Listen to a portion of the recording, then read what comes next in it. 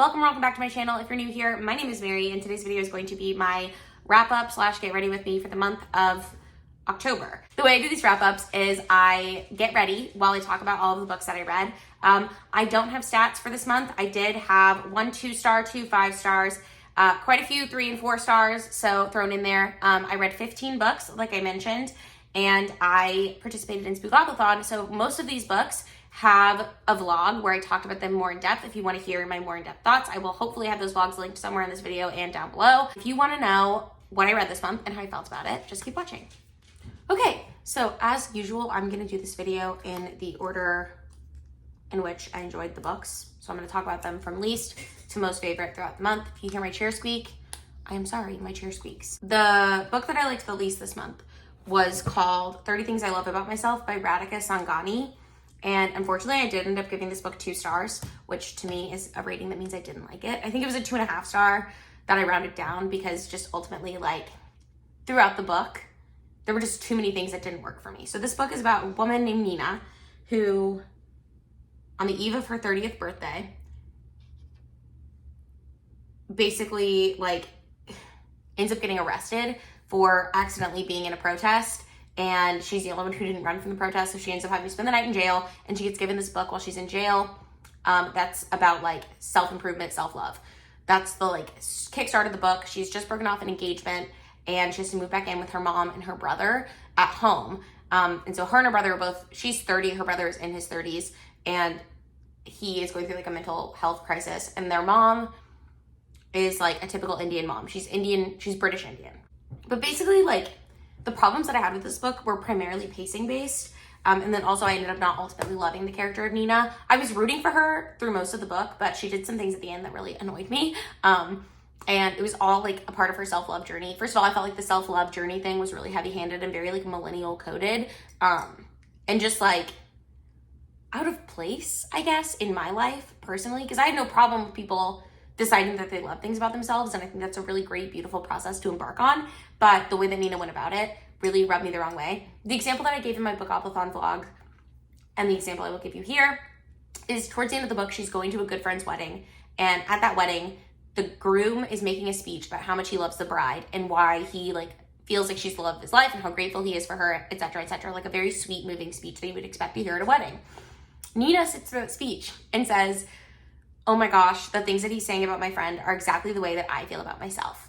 And that just really rubbed me the wrong way, because, like, who is listening to someone else talk about how much they love someone and thinking, yes, I love me that same way. And she's, like, inserting her name in the speech to make it, like, about her, which it just is not, frankly. So the other main problems I have with that book were that the conflicts, like, she kept getting into shenanigans and then would have, like, a really, like, come to Jesus, come down moment from it, and then she would do the same thing again. So it was very spiking, and at one point I really thought that I was, like, at the 70% mark just based on what was happening, and I listened to this as an audiobook, and then I checked my audiobook, and I think I wasn't even halfway through the book, and that's when I knew that I wasn't gonna love this book. Next book, in order of enjoyment, is The Hitchhiker's Guide to the Galaxy by Douglas Adams, and this is a, like, modern classic, I would say. It's from the 70s, but it's a sci-fi book,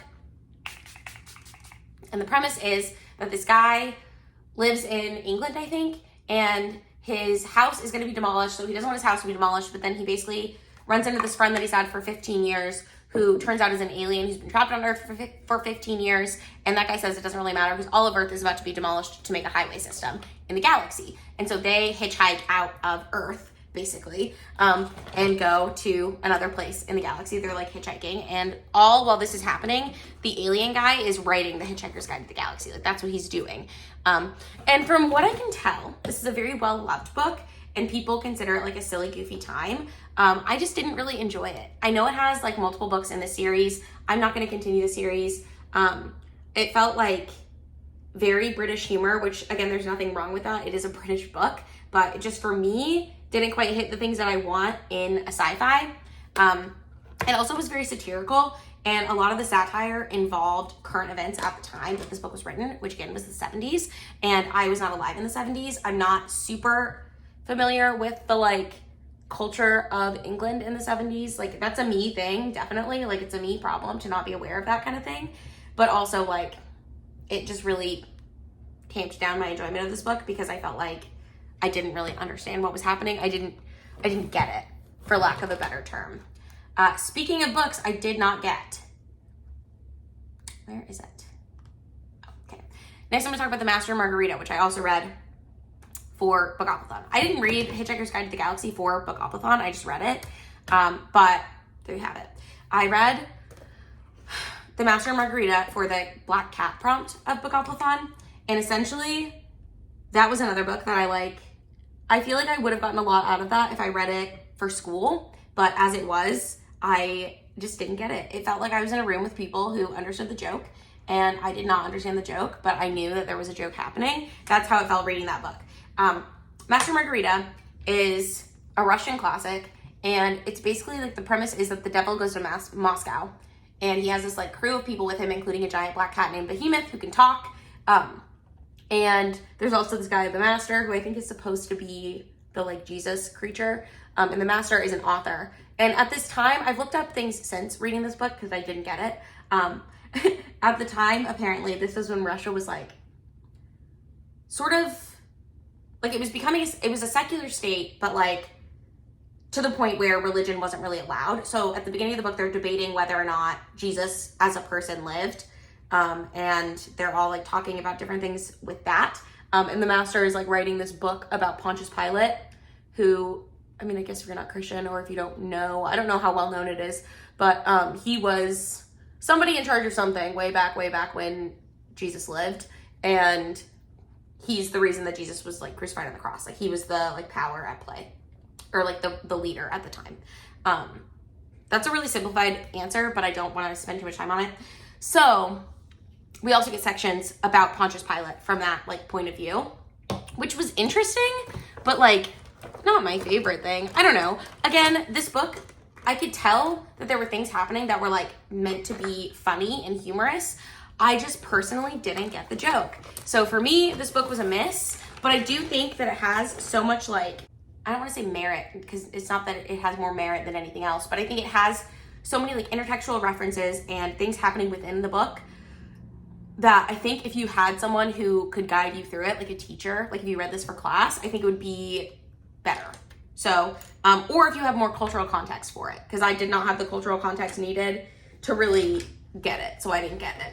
That book I also gave 3 stars. So we have 2 3s, 1 2. Moving on to next book I'm going to talk about is Girls Like Us by Cristina Alger, because this book I feel like is a really good example of what I mean when I say a book is 3 stars just fine. And if you didn't see, I did a tag recently. It was my most recent video before this, where I basically go through and say like why I rate things the way that I do, and like what 2 stars means, what 3 stars means, when I DNF, etc. Like what that all means to me, and like how I do my rating system kind of. It's a really interesting tag. I would recommend other people do it because I think it's fascinating.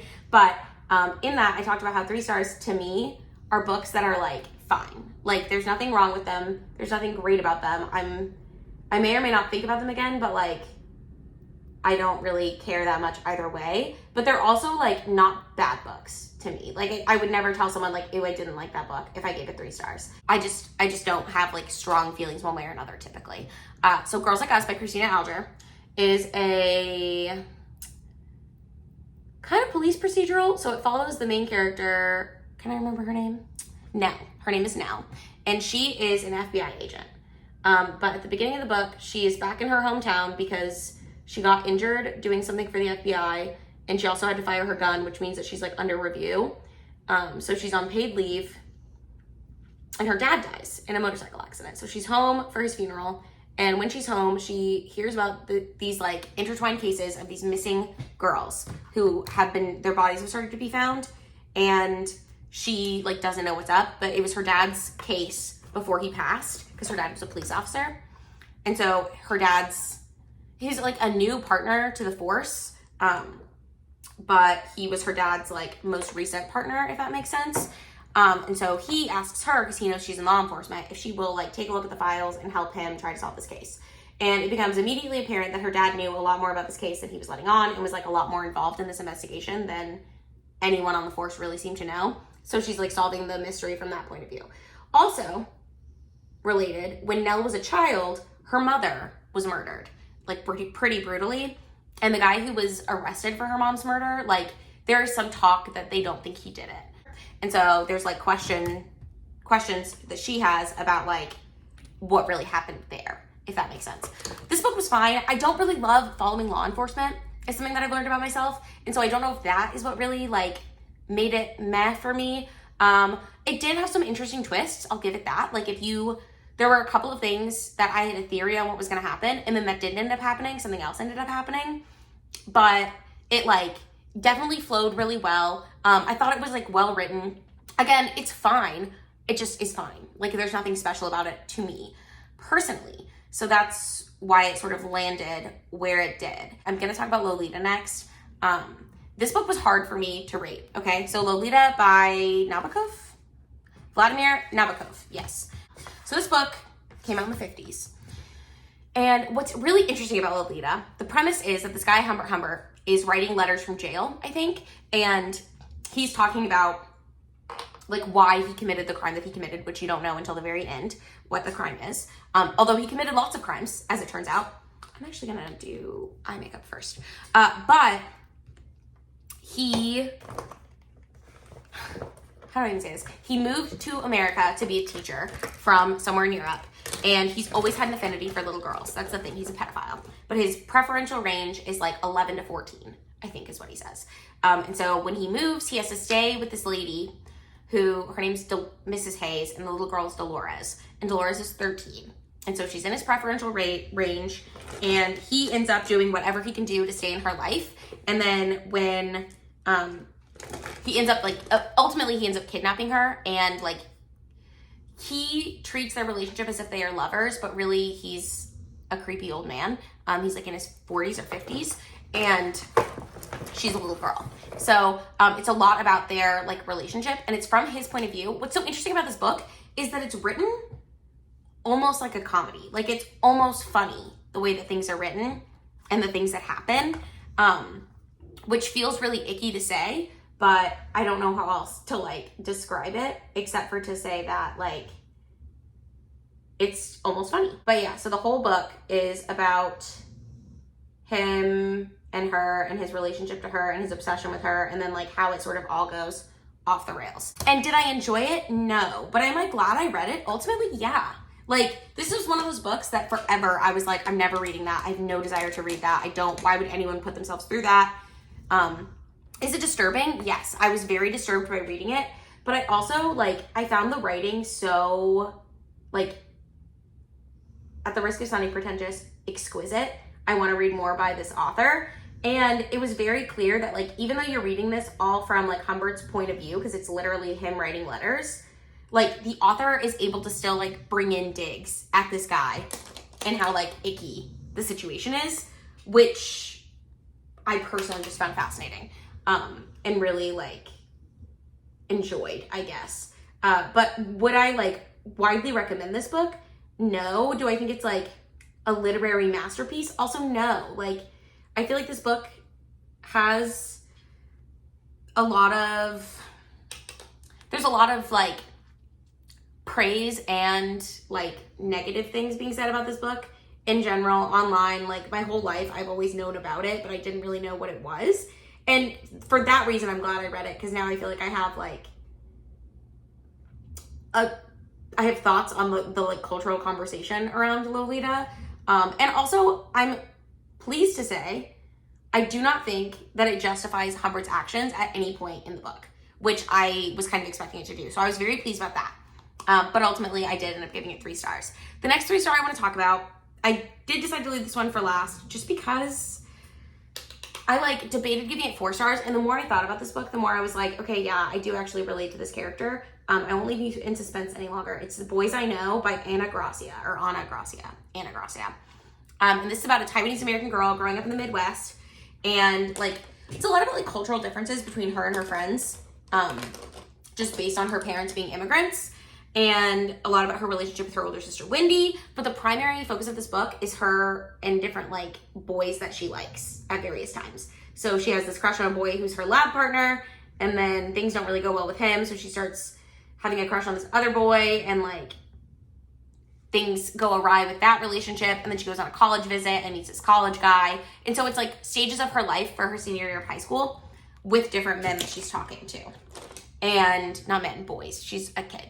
Like, there's one who's, like, 20 or 21, but, like, ultimately she's 18. It's not that weird. There's not like a creepy element to it, really.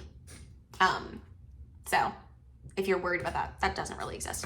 And I will say, like, the book is ultimately about her finding herself, but I feel like for me, there was just too much of a focus on her relationship with these boys. And like, we get a good bit of sibling relationship in there at a certain point, which when that happened, I was like, finally something besides just her liking different boys. And here's the thing, I was a boy crazy high schooler. Like that was me. Like I definitely was the person who like would pick someone who I really liked and then would like pursue that until it didn't seem worth it to pursue anymore.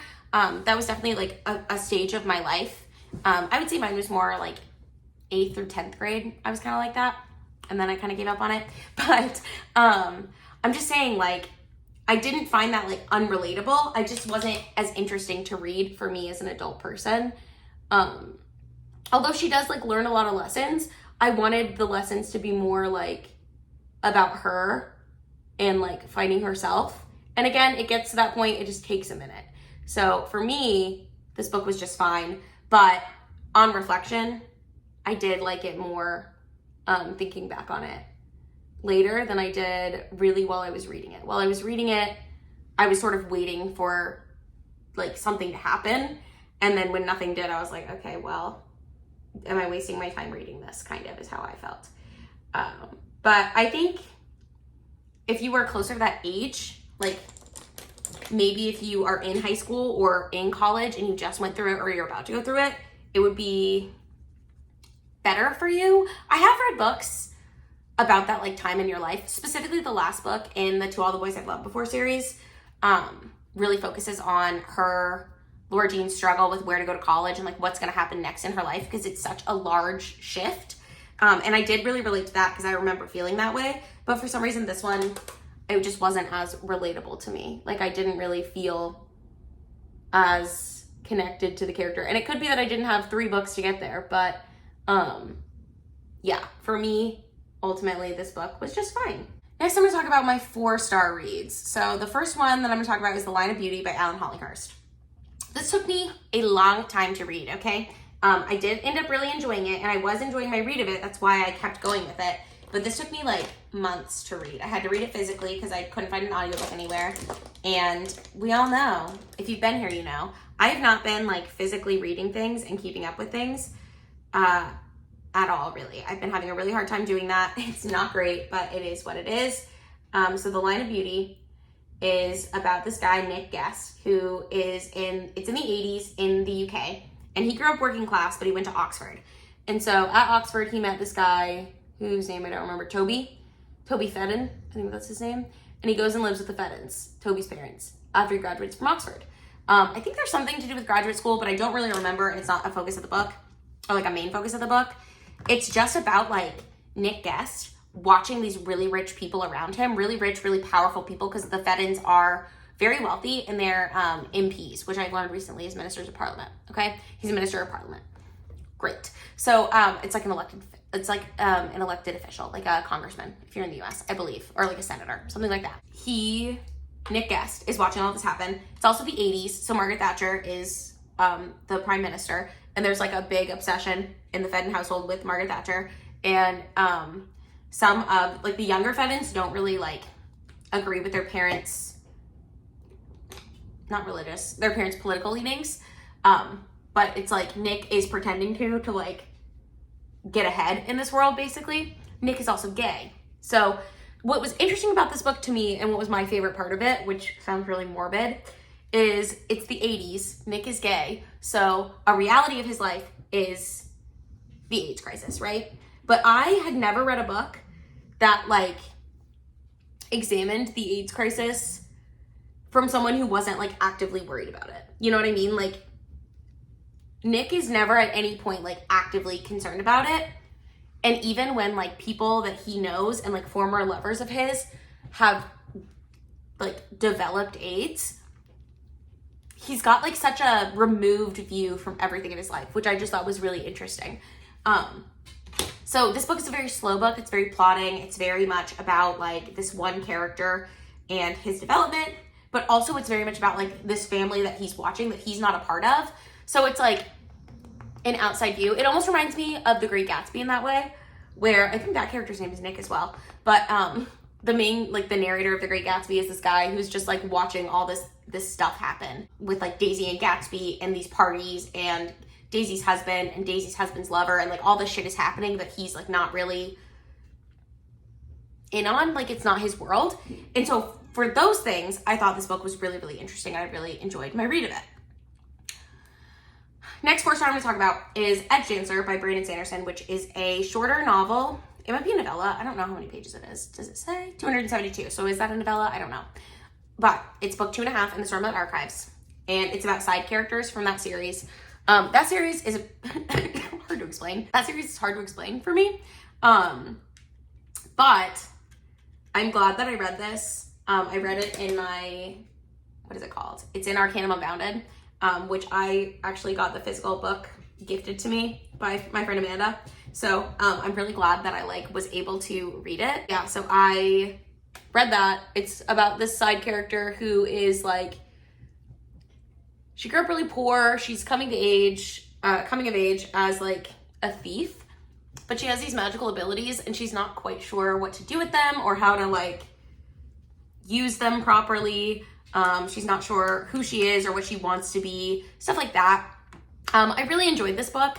I don't think it was like a standout in Brandon Sanderson's line of work for me, but he says in the author's note that it's like really meant to lay the groundwork for some of these characters that are gonna come up more as the book goes on. So I liked it. I enjoy being in this world. I really like Brandon Sanderson's writing.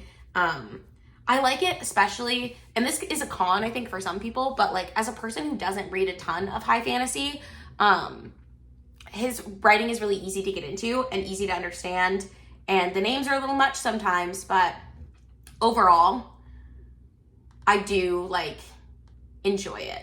Okay, the next book I'm gonna talk about is Anatomy of a Scandal by Sarah Vaughn. This has a TV show as well. I have not watched the show yet. I think I'm gonna use my new Patrick Ta blush. Everyone, hold your horses. This is supposed to be like bright pink, so we're gonna see how this goes with my like very brown eye. Anyways, Anatomy of a Scandal is again about a minister of parliament, and it follows multiple characters. So at the beginning of the book, this minister who is married, his name is James, I think. He tells his wife he's been having an affair. Oh, that is way bright. Okay. We'll fix it. He tells his wife that he has been having an affair and that it's going to come out in the papers, and that's why he's telling her. And it was with like, it's like a Monica Lewinsky type deal. Like it was with, not an intern, but like a lower level employee at his office, which is, you know, Parliament. And so then it comes out that this girl accuses him of assaulting her in an elevator. And so the whole book is about this like court case and whether this assault happened or didn't happen. And so you follow the perspective of the barrister who is prosecuting him. Her name is Kate. You follow Sophie, which is his wife, James, which is the minister. And then you get this fourth perspective from Holly, who knew James and Sophie at Oxford when they were all in school. And you follow all of them to present. There's some reveals, and I'm not going to tell you what they are because it's a spoiler, because I think it was meant to be like a shock reveal. I did not find it that shocking. Do I like this blush? I think it's fine. What do we think? Fine? It looks way brighter in person than it is coming off on camera, so that's probably good. Yeah, it looks pretty bright over there. But you just follow all these perspectives. You follow the court case. It's basically over like a year or so of their lives, and for me, I thought this book was well written. Again, I don't know if I'm just like jaded by this type of thing now, but it just wasn't overly like emotional or impactful or shocking to me. I almost feel like for thrillers, I need there to be something like really twisty happening to even feel like it's worth it to read at this point. But I did like that book, and I would consider watching the show. But it was just nothing super special to me. The next two I'm going to talk about together, because they're both by Darcy Coates, and it's The Haunting of Ashburn House and The Haunting of Leigh Harker. And The Haunting of Ashburn House I liked slightly more than The Haunting of Leigh Harker, but both of these books are, I would consider, gothic. I don't read a ton of gothics, or I haven't read a ton of gothics, but they seem like they both have this quality where like the atmosphere is crazy intense. And so in The Haunting of Ashburn House, this woman has mysteriously been bequeathed this house upon like an ancestor's death, and she goes to live in it in this town, and this town has all sorts of stories about the house being haunted, and she deals with the haunting. But with that book, it starts really slow with her like getting to know this new town and you getting to know the character, and the hauntings, like, it starts out almost very cozy feeling, which I think is supposed to be like gothic, but it wasn't totally on the mark for me. But I did really enjoy that. Like, she makes friends, she like learns about the town, and there's all sorts of like spooky things happening in the house, but the house almost feels like its own character. She also has a cat companion, which is really fun. So I really enjoyed that one. And then contrasting with The Haunting of Leigh Harker, which I read right after, The Haunting of Leigh Harker is about this, again, haunting, where the house is haunted, but it starts from that. So like the first scene is Leigh Harker having this nightmare, and she wakes up and her house is like, something is not right. There's someone in her house or something in her house, and you're trying to figure out what it is the whole time. And then you sort of find out things, and it becomes cozier as the book goes on, if that makes sense. I really enjoyed both of these. I thought they were super fun. I'm really glad I read them, and I want to add more Darcy quotes to my TBR because of how much fun I had with them. But yeah, those are those two books. The next book I'm going to talk about is The Collected Regrets of Clover by Mikki Brammer. This is the first book I finished. I think I started it in September. But the premise is that this woman, what's her name? Clover, I'm an idiot. Clover is a death doula. And what death doulas do is they aren't like medical whatever, like they're not doctors or nurses or whatever. They're people who like spend someone's last days with them when they're on hospice. So they're not part of the medical staff. They're just there to like ease someone's mind, be a comforting source for them as they are going to die. Clover goes to these death cafes where she can talk about death because she's had a lot of people die in her life. That's why she's in this profession. And she meets this guy there who instantly she doesn't like. I think his name's Sebastian, but I could be wrong with that. And then he tells her, he finally finds out what she does because she doesn't normally tell people at the death cafes what she's doing or what her job is, because then it becomes about her and she doesn't really want that. But he tells her his grandmother is dying and he would like her to hire her to be the death doula for his grandma. And so she does. And then the grandma has this like bucket list thing that she wants, and it involves like a former lover. And so Clover decides she's gonna go try to find this former lover for her, and she and Sebastian go do that. And this book was really sweet. I really like that it inverted certain tropes that I feel like you typically see. Like the romantic element isn't what you would expect the romantic element to be. It also has a very like bittersweet ending. I really enjoyed this book. I felt very like moved by it. I didn't cry, which is why I didn't get 5 stars. But I would read more by Mikki Brammer, and I'm really glad that I read this book. And I personally really love grief discussed in books because I feel like it's something societally that we don't really talk about. And I mean, it's a part of life. Like, it's literally all around us all the time is death. And so for me, I really enjoyed that aspect of this book. And it was really nice to see it so like thoughtfully done, if that makes sense. Last 4-star, a book that almost got 5 stars for me, but then I think kind of flubbed the ending, Sadie by Courtney Summers. This book is dual timeline and dual perspective. So the first perspective / timeline is from Sadie, who is a teenage girl. She might be like 20 actually. I don't know. She's like late teens or 20-ish. Her, I think, younger sister has just been murdered. And she thinks she knows who did it. So she's trying to find the guy who she thinks killed her sister and like basically enact revenge. So you're following her while she's going on this journey through small town Colorado, trying to figure out what happened to her sister and like where the guy that she thinks did it is, and like track him down, and you're learning more about her through that process. At the same time, you're following a guy who's a podcaster whose name is West, I think. And West is writing a podcast about the girls, Sadie and her sister, and what's happened to them. And what's really interesting about it is every step of the way you're getting Sadie's interactions with all these people she's talking to, and then like the next chapter or in a few chapters you get the perspective of West and the way that people react to the media versus how they like interacted with her. If you do read this book, I highly recommend the audiobook because it's full cast and like the podcast elements are so well done. It's like the best podcast you've ever listened to, frankly. I absolutely loved every part of this book except for the ending. The ending just really rubbed me the wrong way. And I feel the same way when podcasts that I like in the way that this book ended. It's just like, it feels, I don't know. It's a very open-ended ending. I'll give you that. And it feels almost like unfinished, and it's not very satisfying, or it wasn't very satisfying for me to read. Okay, I think that's fine. I don't love it. I might add a gloss. But yeah, so Sadie, I gave 4 stars, not 5 stars. It was very close to being a 5-star. I don't know what they could have done at the end that would have like fully satisfied me, but the way it was written did not fully satisfy me. So there's that.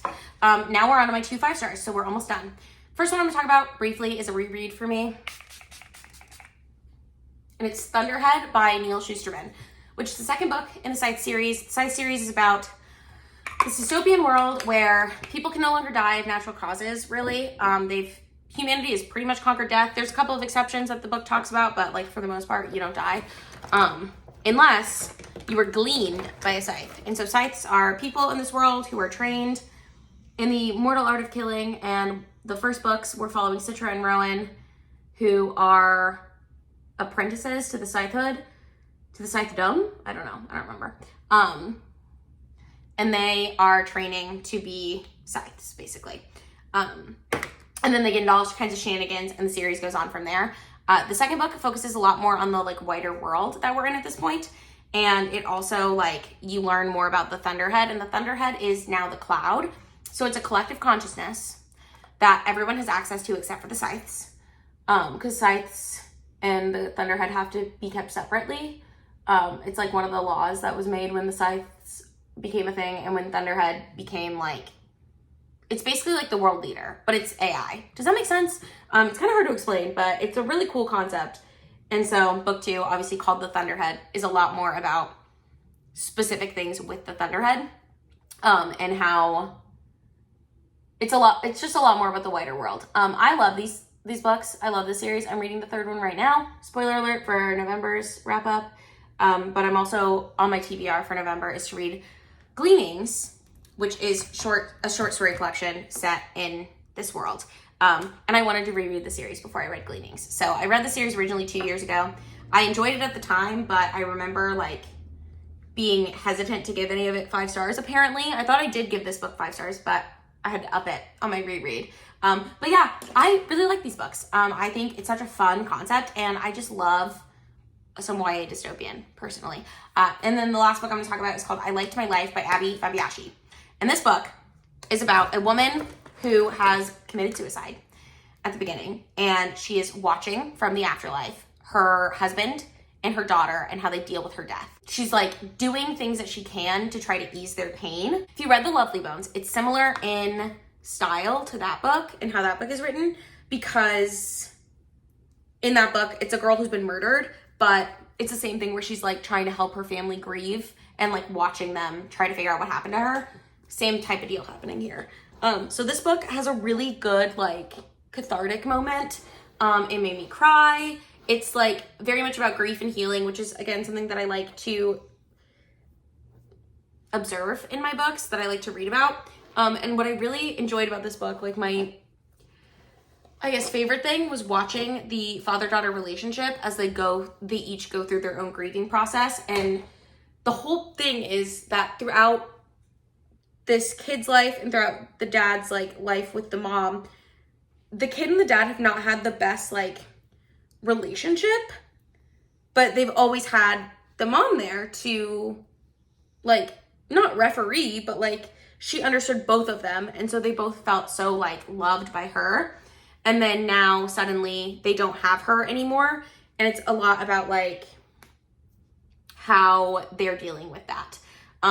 And again, like the grief of going through life as a teenager whose mother has died, especially in this way, and the stigma that they both are facing for that.